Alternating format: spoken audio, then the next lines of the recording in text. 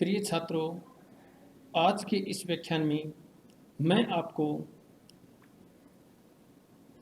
BA part first में second विषय के अंतर्गत जो कहानी की पुस्तक है, उस कहानी की पुस्तक में से आपको ममता कहानी के बारे में जानकारी प्रदान करना चाहूँगा कि ममता कहानी को किसने लिखा।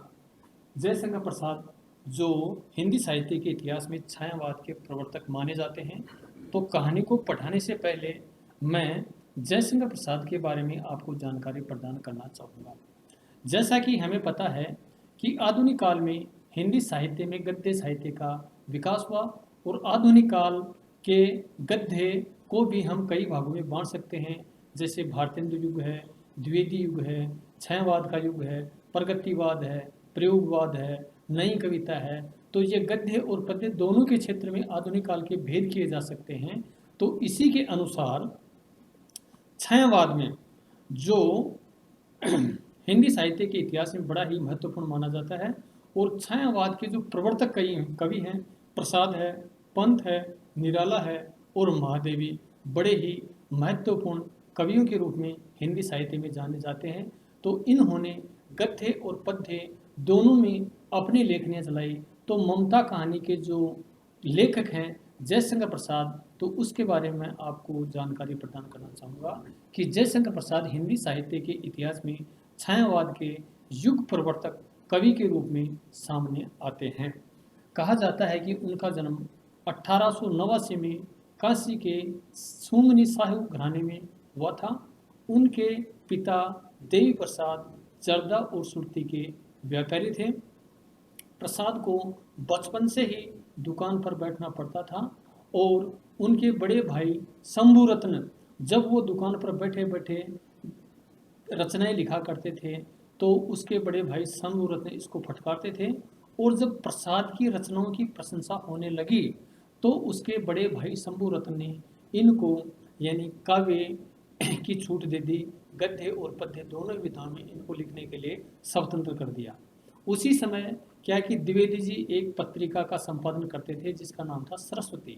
तो सरस्वती पत्रिका के संपादक जो द्विवेदी से उनसे यानी प्रसाद जी का मतभेद था, इसलिए इस पत्रिका के माध्यम से प्रसाद जी को कोई ज़्यादा महत्व नहीं दिया जा रहा था। तो उसकी इच्छा के अनुसार उसके भांजे अंबिका दत्त व्यास ने एक पत्रिका का संपादन किया था और उसी पत्रिका के संपादन से प्रसाद जी के व्यक्तित्व में निखार आया और उन्होंने अपनी रचनाओं को इसमें लिखा।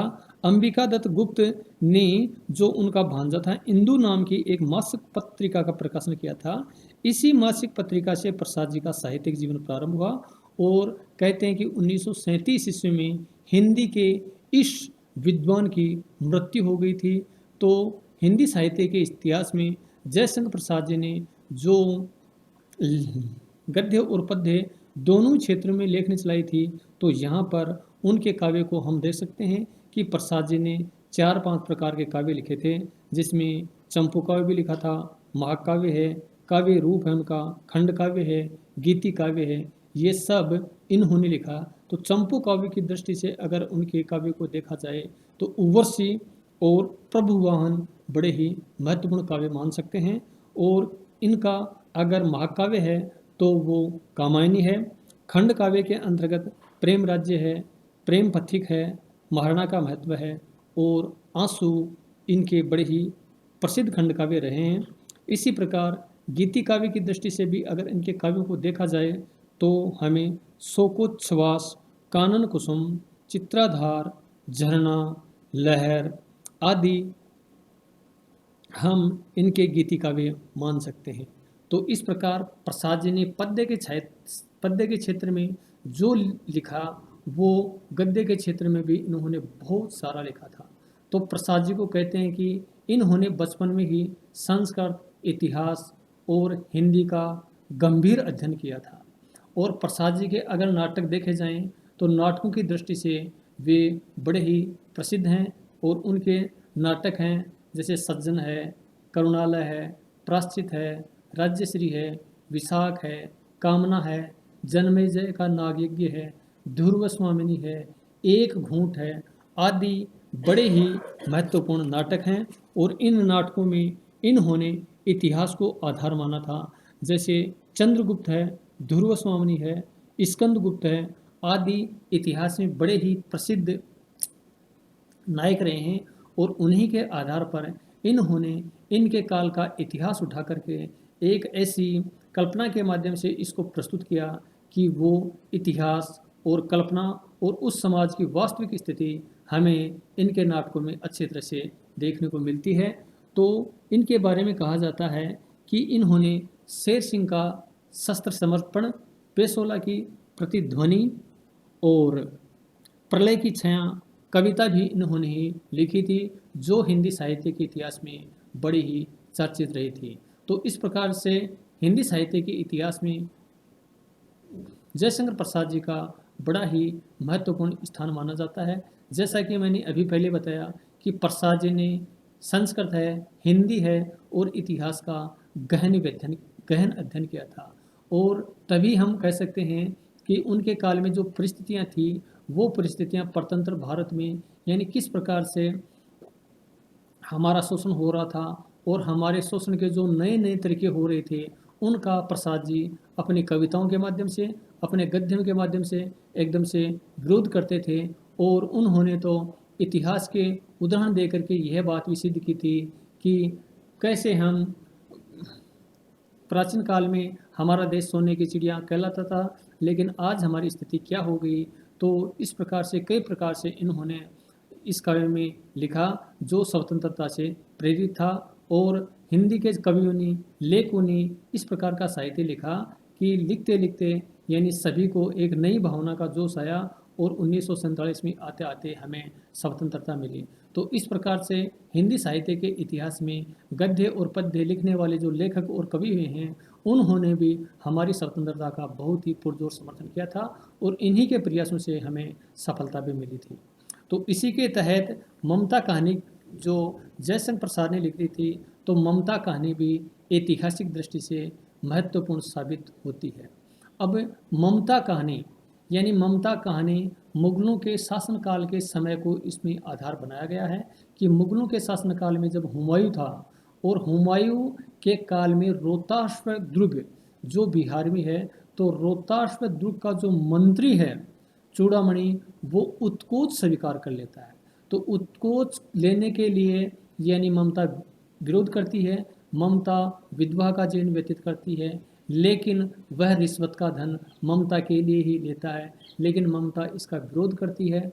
तो विरोध करने के बाद में जब ममता को मार दिया जाता है, तो उसकी झोंपड़ी के स्थान पर एक भव्य महल बनाया जाता है। तो इसी घटना को आधार बना करके जयशंकर प्रसाद जी ने इस कहानी का ताना बाना बुना था। और इसके संबंध में अगर इसकी थोड़ी सी मैं आपको कथा वस्तु बताऊं, तो कथा वस्तु की दृष्टि से यह कहानी मौलिक भी है, रोचक भी है और सुगठित कहानी भी है। कथानक में संभवतः गुण होना चाहिए, अर्थात कहानी के कथानक में जिन घटनाओं या कथांशों का उल्लेख हो वह ऐसे हों जो जीवन में हो सकते हैं। कथानक में अनावश्यक विस्तार भी नहीं होना चाहिए और सभी घटनाएं परस्पर सुसंबद्ध तथा उद्देश्योन्मुख होनी चाहिए। इन विशेषताओं के आधार पर अगर देखा जाए तो ममता कहानी का कथानक अत्यंत रोचक एवं सुगठित है। कहानीकार ने ऐतिहासिक पृष्ठभूमि को अपनी प्रतिभा के अनुसार सर्वथा मौलिकता प्रदान की है। कथानक का समारंभ रोहिताश्व दुर्ग के वैभवमय वातावरण से हुआ है। एक पिता द्वारा अपनी निराश्रित विधवा पुत्री के भविष्य के लिए चिंतित रहना और उसके लिए उत्कोच को भी स्वीकार करना मानव मन की कमजोरी माना जा सकता है। उत्कोच का मतलब होता है रिश्वत लेना, तो रिश्वत के आधार पर यहाँ पर इसको उत्कोच कहा गया है। उत्कोच माना है, उत्कोच का मतलब होता है रिश्वत लेना। तो ममता ने सारा जीवन संघर्षों में व्यतीत कर दिया, परंतु उसने अपना सेवा धर्म नहीं त्यागा और अंत में अपरिचित अतिथि को आश्रय देने के लिए अपनी कुटिया का परित्याग कर दिया। इस तरह सभी घटनाएं मौलिक एवं अत्यंत रोचक हैं और कथानक में संभवतः गुण भी विद्यमान है। सभी घटनाएं ममता के त्याग आदि गुणों को व्यक्त करने में सफल रही हैं। इस आधार पर प्रस्तुत कहानी का कथानक अत्यंत सफल एवं सार्थक है। और अगर और भी दृष्टि से देखें, जैसे मान लीजिए इस कहानी में मुख्य पात्र यानी ममता ही है। अन्य पात्रों को अगर देखा जाए तो इसमें मंत्री चूड़ामणि, शरणागत हुमायूं, गांव की स्त्रियां तथा मुगल सैनिक आंशिक रूप से चित्रित हैं। इसमें ममता व्यक्तिगत पात्र है और उसकी अपनी निजी विशेषताएं हैं। वह विधवा एवं अनाश्रित होकर भी अपने धर्म से जरा भी विचलित नहीं होती है। उसमें आत्मगौरव, स्वाभिमान, सेवा भाव, त्याग एवं मानव धर्म आदि सभी उदात्त विशेषताएं दिखाई देती हैं। कहानीकार ने उसके चरित्र का स्वाभाविक विकास दिखाया है। वह अपने पिता चूड़ामणि द्वारा उत्कोच यानी रिश्वत का धन ग्रहण करना अनुचित मानती है और कुछ समय के लिए वह इसका विरोध भी करती है। वह ब्राह्मण तथा हिंदू धर्म में आस्था रखती है तथा त्याग एवं सेवा भाव को ही जीवन का सर्वस्व मानती है। अपने पिता की मृत्यु के बाद वह एकांकी जीवन व्यतीत करती है तथा शरणागत को आश्रय देना अपना कर्तव्य मानती है। इसलिए वह कहती है कि सब अपना धर्म छोड़ दें तो मैं भी क्यों छोड़ दूं। उसे सेवा भाव के बदले प्रसिद्धि की चाह नहीं रहती। इस तरह प्रस्तुत कहानी में चारित्रिक विकास आचरण एवं व्यवहार के आधार पर दिखाया गया है। अंतर्द्वंद भी चरित्र विकास में सहायक है। इस दृष्टि से यह कहानी प्रसाद के कथा शिल्प का एक उत्तम उदाहरण है। तो प्रसाद जी की जो ममता कहानी थी, वो ममता कहानी ऐतिहासिक घटना या इतिहास को आधार मान करके इस कहानी को चुना गया है और इस कहानी को लिखा गया है।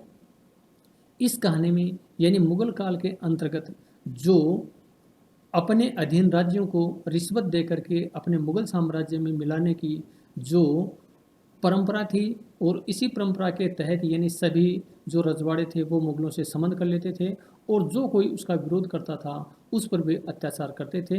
तो मंत्री चूड़ामणि ने रिश्वत लेकर के यानी इस साम्राज्य को मुगलों के अधीन करने का एक उसका जो विचार था वो विचार रिश्वत के माध्यम से प्रकट होता है और ममता इसका विरोध करती है। तो समस्त घटनाओं को, समस्त विचारों को ध्यान में रखने के बाद में यह प्रतीत होता है कि जयशंकर प्रसाद की ममता कहानी ऐतिहासिक कहानी है और इस इतिहास का आधार अपना करके जयशंकर प्रसाद ने इस कहानी को लिखा है। तो प्रिय छात्रों, यह ममता कहानी बड़ी ही इम्पोर्टेंट है और कई बार क्वेश्चन भी आता है कि ममता कहानी के आधार पर ममता की चारित्रिक विशेषताओं को स्पष्ट कीजिए।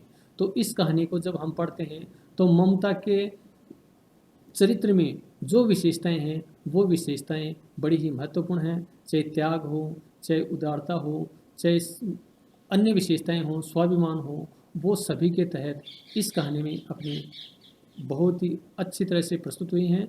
तो प्रिय छात्रों, आज के इस व्याख्यान में मैं आपको ममता कहानी के बारे में जानकारी दी और जैसे मैंने पहले ही बताया था कि जयशंकर प्रसाद ने इतिहास का बहुत ज़्यादा गहन अध्ययन किया था। इतिहास के साथ साथ इन्होंने संस्कृत का और हिंदी का भी गहन अध्ययन किया था और इसी अध्ययन के कारण हमें ये देखने को मिलता है कि प्रसाद की जो ऐतिहासिक रचनाएं हैं उन रचनाओं में इतिहास एकदम से कूट कूट करके भरा हुआ है। चाहे उनके नाटक देख लीजिए, जन्मेजय का नागयज्ञ है, एक घूंट है, ध्रुव स्वामिनी है, स्कंदगुप्त है, चंद्रगुप्त है आदि। तो इस प्रकार से आज के इस व्याख्यान में मैंने आपको जयशंकर प्रसाद और ममता कहानी की मुख्य पात्र जो ममता है उसके बारे में जानकारी दी। तो आज के लिए बस इतना ही।